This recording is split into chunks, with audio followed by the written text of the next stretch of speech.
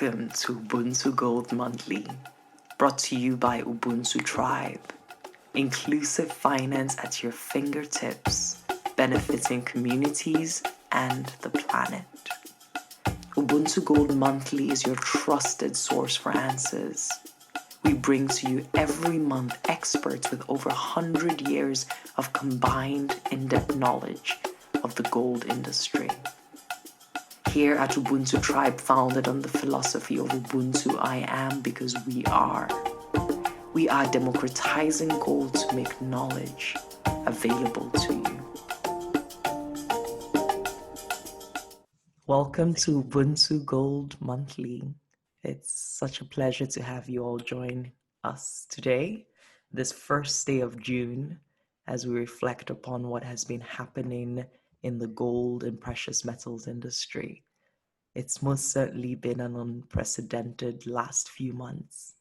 And in this podcast, we have incredible experts speaking to us and bringing some insights on what's happened in the past, so focus on Africa, and what we should expect in the future. To do just this, we have Geoffrey Rhodes, who is, let me look at my notes, the CEO of Rhodes Precious Metals Consulting, DMCC, which is the Dubai Multi-Commodity Center. And we have as well Schubert, who is also the CEO of Schubert Commodities Consulting, DMCC, Dubai Multi-Commodity Center. And last but not least, we have James Aggrey-Orleans, who is the Chief Operating Officer of Ubuntu Tribe. We have here 125 years of combined experiences on 100 plus. I think Jerry's correcting me, 100 plus years of combined experience. Thank you so much. And it's going to be an exciting conversation. The first question I have, maybe it's tell us your legends in the industry. So maybe spend a minute each person. Tell us a little bit about yourselves and your experiences in the precious metals industry. Jerry, why don't you start? Okay, with pleasure. Thank you very much, Chidi, for that. And I started in 1971 in saving banks in an apprenticeship. In 1978, I started in the precious metals market and have been there in this field operating ever since. I worked on 4 continents. I worked most of my adult life in England. Originally, I worked in Frankfurt, where I started, but then I moved to England. And I worked in Hong Kong, I worked in New York, I worked in Sao Paulo. So all of this, and at the end of 2010, I moved to Dubai to become the head of gold and commodities at Emirates NBD, a big local bank here in the UAE. And after Emirates NBD, I spent a year at Arab Banking Corporation in Bahrain, before in March 2015 starting my own little consultancy company. And that's basically where I am. Fantastic. Would like to go next, Geoffrey? Yeah, look, it's incredible.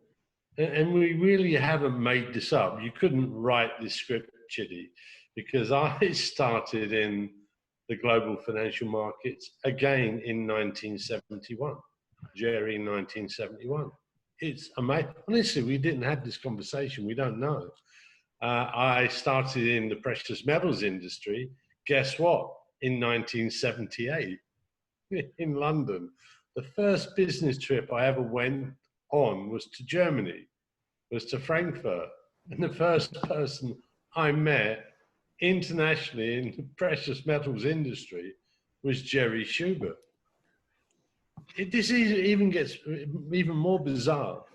Jerry's wife grew up where I grew up in the East End of London.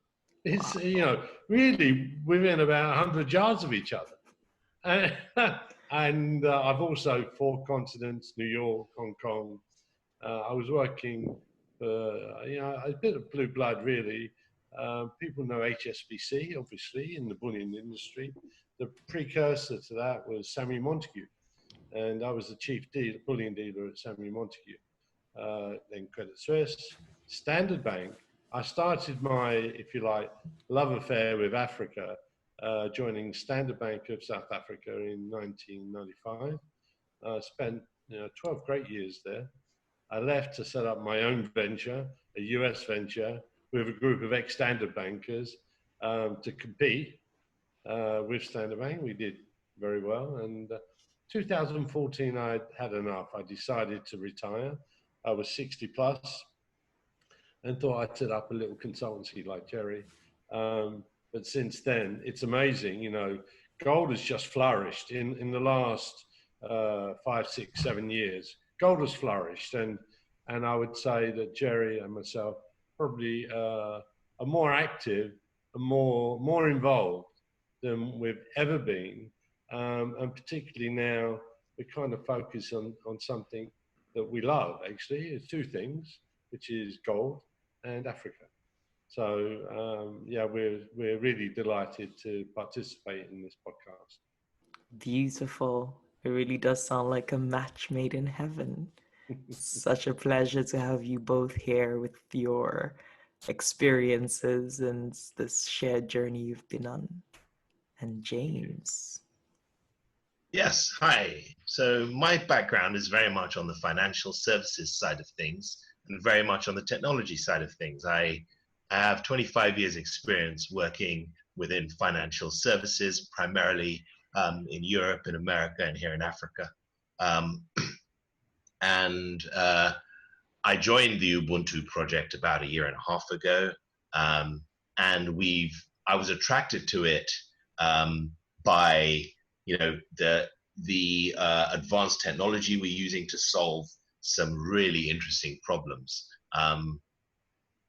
And I've been fortunate to spend time with Geoffrey and Jerry, and I've got to know just how deep their expertise is when it comes to gold. Wonderful. Let's dive right into these expertise.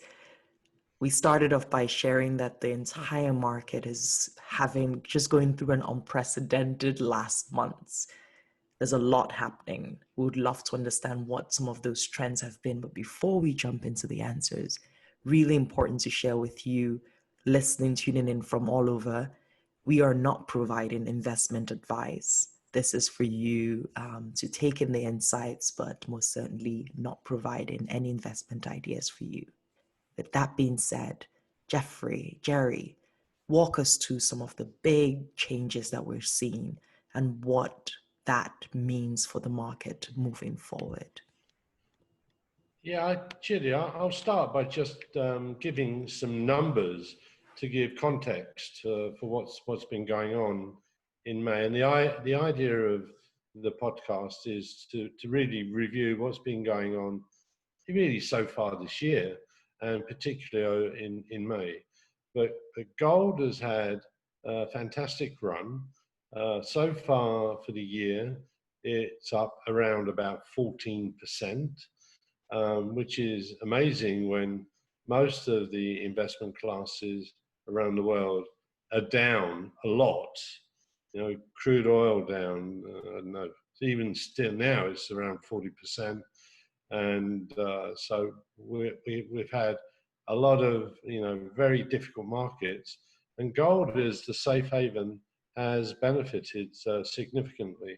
In fact, in May, the low point was on the first day of May, 1672, 1st of May, and we'd been above 1700 and we'd come back to 1672, and I think a lot of people were getting a bit bearish, which seemed very strange to both of us, because with interest rates at zero and the printing presses at full speed around the world, and with kind of financial, if you like, common sense going out of the window, there really is only one place to go, and that is it's gold.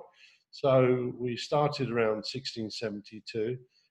We did very well. We didn't go up in a straight line, but gradually in the first half of May, we saw gold gradually moving higher and higher and it hit a peak of 1765 on the 18th of May, which was the highest price we'd seen since 2013.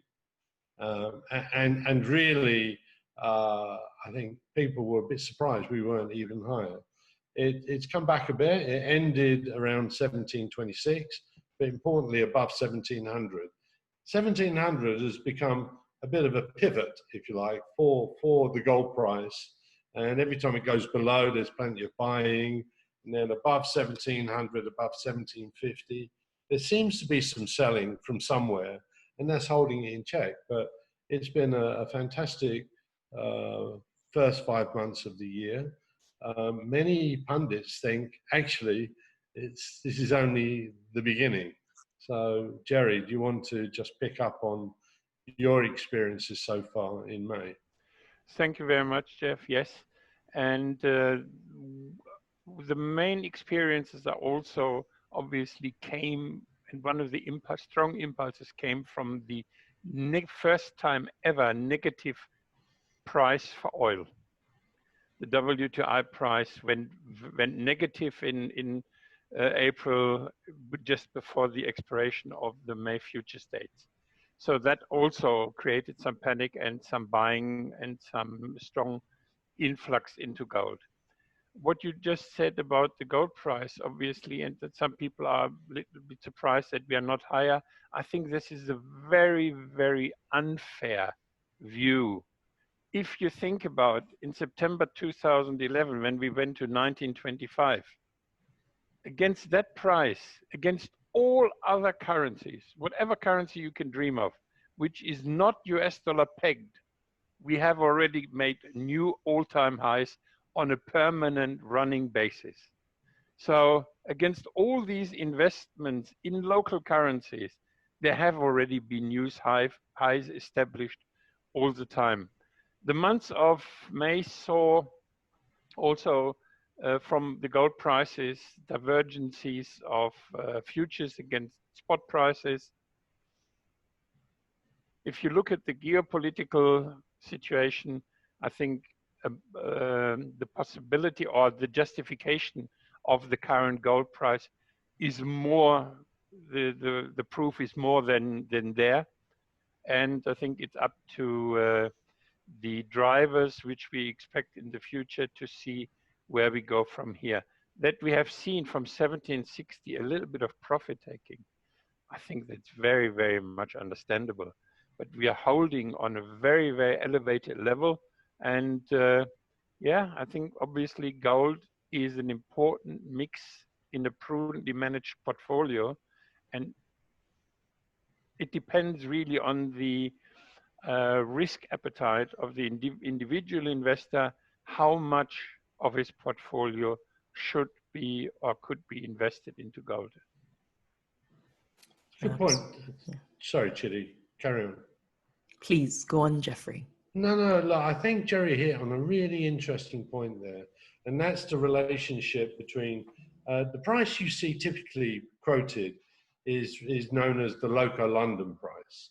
You know, we're assuming that, you know, everyone watching this podcast knows about the gold market, but maybe those who don't know so much. When you see a published price and the fixing or benchmark in London, that's called the local London price, the price to buy and sell gold in London. And then you have markets, physical markets around the world, including New York, Singapore, Hong Kong, Mumbai, Dubai, across Africa.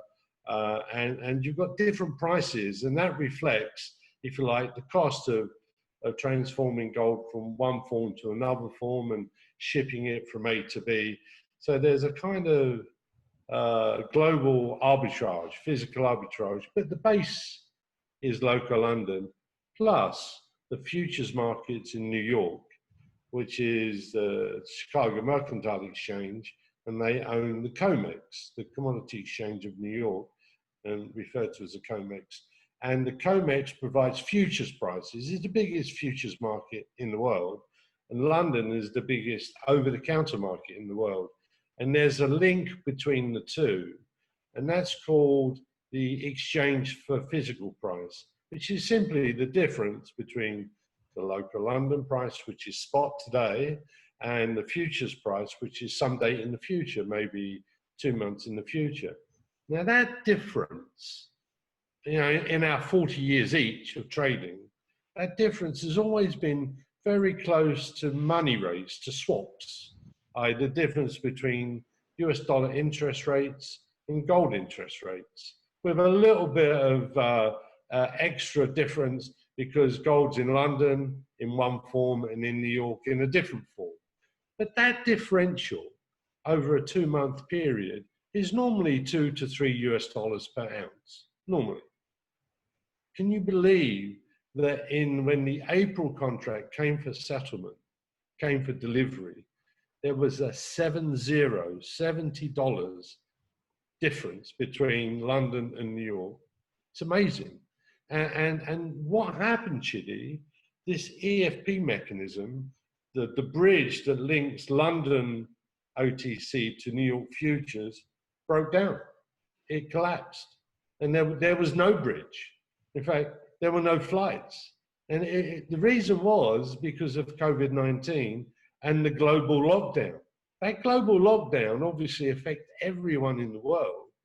It particularly affected the ability to fly gold from A to B, from London to New York, from Zurich to New York, from Ghana to Dubai.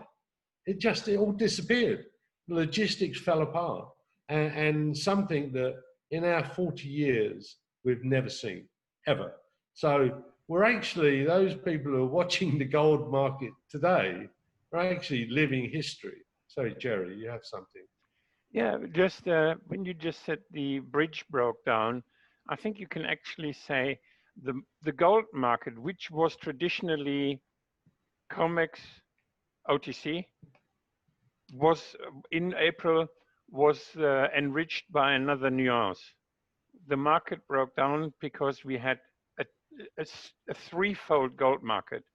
We had a futures market, we had an OTC market London, and we had gold in all places of the world, which was digged, which was mined, but couldn't be brought to refineries, couldn't be brought into a viable commercial form, which would allow the miners to be paid and which would allow the market to function properly. This was the refineries also in Switzerland for a period of time closed down because of COVID-19, the lockdown. So all the different ingredients from mine to vault, that relationship fell apart. A lot of things fell apart, it would seem, in the last months, and I'm hearing that in spite of it all, despite it all, gold has maintained this strength, and this is why we're here really exploring this metal in particular. I see us narrowing down into gold. James, we talked about negative oil prices. We've talked about the fact that these last months it's us all living history, and there's been a breakdown. Africa as a continent has a lot of big oil producers like Nigeria and Angola. At the same time, we had COVID-19. And at the same time, the continent is manufacturing from 25 upwards to 40% of the global gold consumption. What is happening? What are some changes, impacts of the last month that we've seen on the everyday man? Because we are talking about democratizing gold. We're talking about making sure that this conversation is reaching the everyday person. What is happening on ground? So what became fairly obvious fairly quickly was that social distancing, some of the measures that we needed to put in place to arrest the spread of COVID were, unsustainable for certain members of society. There are people who live 3-4 people in a room. How do you social distance there? There are people who depend on their daily wage to eat. So asking people not to go to work, not to stand on the street selling whatever they're selling, was asking them not to eat. We were fortunate here in Ghana that our government had the foresight to put in certain measures to alleviate some of that, and certain mosques and certain churches were assigned to make sure these gaps were filled. But we very quickly realized that the system that we'd been part of had broken down, and we were in uncharted waters. And it's been scary, but it's also been rewarding to see how we seem to be conquering this dragon. I love that. So it's led to a lot of hope. And I think it's also going to lead to a lot of people reviewing where we are and where we'd like to be. And I think that may have further implications on gold. It certainly will have implications on the technology and how we work with finance going forward. And I'm really looking forward to what the new world looks like. We're not there yet.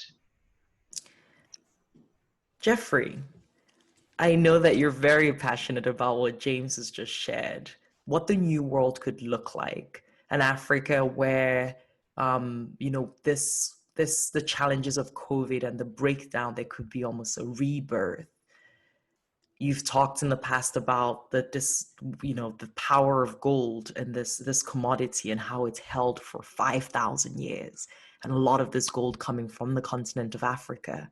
What could this mean if the continent sees the opportunities in this moment in time when history is being made and when many countries are being invited to challenge what was and step into a new future filled, as James said, with hope? Well, look, Chidi and James is so eloquent. Do you know gold was first found 5,000 years ago in Africa? You know, everyone knows that the cradle of mankind is in Africa, right? Not many people know that gold was first discovered in Africa, you know, in I guess what you would call Sudan now. But really, and it's amazing. I spent 12 years working for a South African bank. And it's always been amazing to me that Africa, which produces, as James said, 25 to 40%, certainly 40% of the artisanal gold in the world, but it's really, really important, but has no voice on the world stage. You know, you hear about the London Bullion Market Association and Dubai and New York. You don't really hear anything about an African Precious Metals Association. And one of the things that we'd like to see coming out of what's going on now is the recognition of Africa's place in the global gold industry. It is fragmented at the moment, but a way of addressing the fragmentation is to create a Pan-African Precious Metals Association, which would be a not-for-profit organization, but there to boost and grow the gold industry in Africa, with the aim being that the real value addition, the true value of that gold that's in the ground, that asset, is retained in Africa. You know, because just to dig gold out of the ground and send it off to a refinery in Europe or somewhere else, where there's added value and it's turned into, beautiful bars and coins, and then further down the chain into, with really the fantastic jewelry companies making beautiful jewelry. That should be in Africa. There should be a Pan-African organization that looks after Africa for Africa, and we start to retain the value in the societies in Africa. And the one thing that got Jerry and I so excited about Ubuntu is really this this isn't just about money. Look, everyone needs to make some money. You know, we need to eat as well. But really, we want to change the market. And we believe this is going to change the market forever. And Jerry Schubert hates this word, but democratizing gold is the way to bring gold to the masses. You know, in India, 5,000 years, well, not 5,000 years ago, 4,000 years ago, there were thousands of kingdoms. They're always fighting against each other. And the farmers, they kept their money in gold. They used to dig in their fields, put their gold in the field, dig it in the ground, hide it. And then they'd run off. And when the war finished, they'd come back and get their gold out of the ground again. Off they'd go. They had the money to bring them back into society. Exactly what we need to do at the man in the street level, right the way up to central banks. Central banks in Africa need to start building gold reserves. Certainly those gold producing countries that have plenty of gold in the ground, they're producing it and exporting it. Some of that should be kept in country for the future good of each of the nations. And I think one of the things that we would suggest for this Pan-African Association is to encourage central banks to embrace gold in their reserves. You know, even if you have a problem, you have a cash flow problem, you can swap your gold for money. You know, it's like what people have been doing for centuries and centuries. When you've got a tough time and you need some cash, take your gold down the road. Go to the local pawnbroker. Actually, there's nothing wrong with that. Get some money, do what you need to do, go back and get your gold back again. India did this in 1991. India was bankrupt. It had 1 month worth of foreign exchange left, but it had a lot of gold. And it used its gold, it swapped it, and now look at India today. It's one of the most powerful nations in the world. There's no reason why that can't happen in Africa. Sorry, Jerry, I took over. Chidi, No. It's all good and all great and all correct, more importantly. One more also very important issue: why Africa and why a Pan-African Precious Metal Association? This one voice on world stage could also lead internally in the African market potentially to royalty harmonizing, eliminate smuggling from one country to another. There are so many benefits for the African continent, which could be derived from this kind of undertaking. I think this could change everything, the whole game forever. You heard it first here at Ubuntu Gold Monthly. This could change the whole game forever. Pan-African Precious Metals Association. Fantastic. So I feel like we're already forward looking. And this is the final segment of our conversation. Not only what can we expect for the future, but we're already hearing some of the ways we could redesign and really take advantage of what the present is offering to usher in the future that could be more powerful for the people and for the countries. What are some things we should expect from the next months? What are some key updates and progress that we should all be watching out for? Not only the hopes for Africa, as we've discussed, but as someone tuning in here that has assets in the gold market, is interested in knowing more, is interested in investing, whatever that is, what advice would you give, just given all that is happening and all the fluctuations and change and within it, the strength of gold? Should I may start? Yeah. One of the key views is now, or developments, if you, for example, now the June gold contract, June futures gold contract is now to that extent history. The markets are now trading August gold, and after August gold, December gold will be the relevant future months on COMEX. If you look at the oil industry, traditionally, we always had, for example, WTI just a little bit under Brent. And this this pricing of about $2 differential has been reestablished as we speak. And the oil prices are now in the middle to the higher end of consolidation takes place. It surely also helps in general, at least some of or the oil producing countries in order to balance their books, their income, their revenues to a certain degree. As Jeff said at the beginning, oil is down 40%, but it was a lot. It was already half the price from where we are now. So I think that is a welcome breather.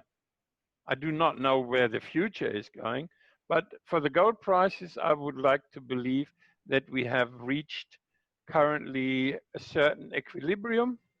We have very, very clearly on the demand side over the whole period so far in this year, we have a lot less demand from jewelry industry because there are no tourists. Gold was not in the right place. So jewelry industry has seen significant less demand for their products. However, on the plus side, the investment category, if you look at the ETFs and the gold influx this year so far has been 17.5%. Gold ETFs. I think it is very clearly, let's say like a jewelry less demand of about 500 tons have been equalized by ETFs inflows and also in physical form. Yeah, so that keeps the prices, so to speak, in balance. But there are enough uncertainties in the world, not through just COVID. There is also China, US, Brexit. Brexit is coming back on the table, by the way. Yeah. So these kind of issues will dominate the market also in May. In June.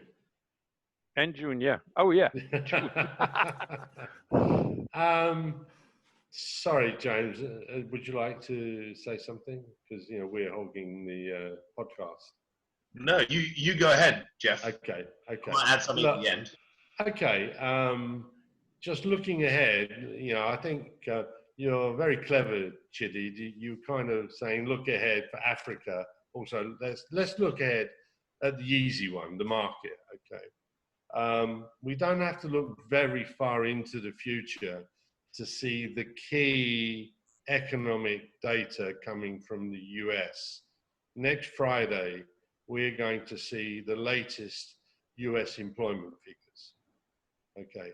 Now, just to remind people that pre-COVID-19, the rate of unemployment in the US was 3.5%. Now, for those economists that are listening, will know that is the classic number for full employment. So if 3%, 3.5% is full employment in the US, okay? And it had been like that for a long time. The prediction for next Friday is 20% unemployed. Now, there's been nothing like it in the world since the Great Depression. And even with the Great Depression, it was a financial blow up. It wasn't this kind of pandemic. And so when those numbers come, I think, even though we know it's coming, I think there will be a knee-jerk reaction to buy gold. And I think there's every chance of a price north of $1,800 in June. Now, again, you said at the start, this is not investment advice, this is my own personal instinct. I suspect that once we've rung the $1,800 bell, because it's been there, people have been looking at it for a few months now, we'll then come back. I think then we'll head into the summer. India's not buying anyway. It never buys in July. maybe in August, not July, it's the monsoon season. Everyone's just hiding from the rain. They're not buying gold. And that's the world's biggest, gold market along with China. So I think we're going to see that. But longer term, looking longer term for the next 2 or 3 years, you have to say gold can only go one way. This is a buy the dips market. Where are those dips? Maybe as low as 1,600. It wouldn't be a big shock to me. But I think you have to be ready to buy gold at 1,600 and not buy too much now. Now, I don't believe gold is an investment. Sorry for investors. The way to look at gold is as insurance. You insure your wealth with gold, okay? Just look at it as that kind of saving yourself. Now, how much gold should you have? Classic question. The Swiss private bankers would always say between 5 and 10%. I have no reason to just disagree with them. So when should you have 10%? When should you have 5%? Well, look at, it's like driving a car. I'm seriously boring. I drive Mitsubishi Pajeros. They're the slowest car in the world, but they're safe. Okay. Now the insurance premium in Dubai on that is 3%. Okay. A friend of mine, probably not too far away, I'm not Jerry, but he's got a Porsche and he drives up and down Sheikh Zayed Road with his Porsche. It's dangerous. Now his insurance is 8 to 10%. So it's much more dangerous. So when the world is economically, politically looking dangerous, you definitely have your 10%. When everything's cool, everything's happy, you maybe go down to 5%. Then you're cool. Look, fundamentally, if you lose money on that 5%, 95% of your portfolio is doing great. Okay, so just that's the way to look at it. And we can expand more on this over the podcast to come and to get the real experts to come and talk about it. But if you take away the speculative aspect of it and take away the investment aspect of it and just say every home should have one. Every home should, if they can, have a portion of their money in gold in some form. We believe physical. We do believe physical because ultimately gold is so much feel and touch. You get the comfort from having that gold there with you or in safekeeping. And one of the things that Ubuntu does, of course, it looks after people's gold for them. So really, savings in gold, up to 10% of your net worth, whoever you are, even if you're the artisanal miner, always try and keep some of that gold for yourself. Fantastic. Why do I have the impression, Geoffrey, that I'll find gold under your bed? I love that. You will. It's not under the bed, it's somewhere else. Yeah. Gold is an insurance, not an investment. James, the last word goes to you. Well, thank you very much for that, Chidi. So with this drastic change in our lives and with this opportunity to look back, look where we are right now, and also take a peek into the future, what we've seen is that, it seems humanity is ready to look at the way we consume, the way we interact with the world. So the world has prepared itself for some changes. And I do believe that with the technology that has been brewing for a few years in terms of artificial intelligence, in terms of the blockchain and what it can bring, and in terms there are a few others, I do believe that the world is prepared for it, the technology is ready, and I think the way forward looks extremely exciting. And I think with the COVID crisis, what has happened is the tipping point has been brought forward, because we are now in a position where, those changes happened to us. We weren't affecting the changes. Something happened where we had to change. We had to touch physical money less. So electronic money is all of a sudden more popular. But these sorts of wholesale changes are going to slowly filter throughout the world. And I think we're going to see something different other side of 2021. Thank you, James. A friend recently told me that COVID-19 is the prophet of our time. It seems like it's the precursor of so many changes, as you've said, and the technology's there, the mindset is ready, and the hope is that we can step into some of these required changes born from the challenges we've all faced across the world. And my takeaway is that gold is an important part of this journey. And I thank you, Geoffrey, Jerry, James, for joining this conversation and bringing your rich expertise, insights, experience to our conversation. This has been Ubuntu Gold Monthly. We'll be bringing you insights every single month, always from experts that have incredible knowledge and passion for the precious metals industry. Thank you for joining us, and see you next time.